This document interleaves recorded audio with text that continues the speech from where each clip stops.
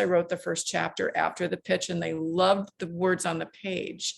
And then all the discussion about how we might do it unfolded, and then time elapsed. And then when I offered to record one for them, I think they were very relieved. I think they wanted an audition, honestly, because they'd been talking to me on Google Hangouts. And I'm just like, I'm just myself, like with my stupid Midwestern twang. I didn't think for one second that they thought I would be any good at it. And it's not that I'm great at it, but I'm better than anyone thinks I would be.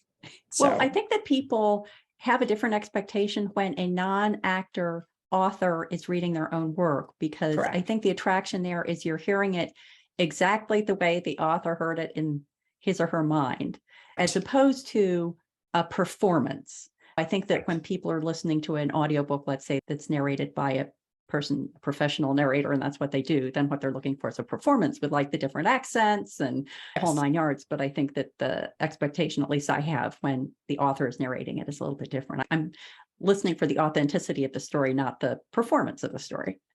Right. Well, that's a nice way to put it too. But we've all, as authors who've had our audiobooks, even though we get to choose the people that narrate and we get to cast them, you still are like this when you listen, because you're like, they're going to read something wrong. They're going to emphasize something in a different way than the author heard it or intended. So at least when you are reading, you are in control of what you emphasize and the point you want to make. The intention is there.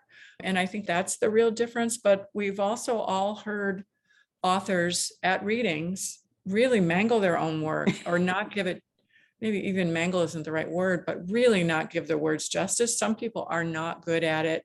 And some very famous authors are not good at it. They don't read their own work well.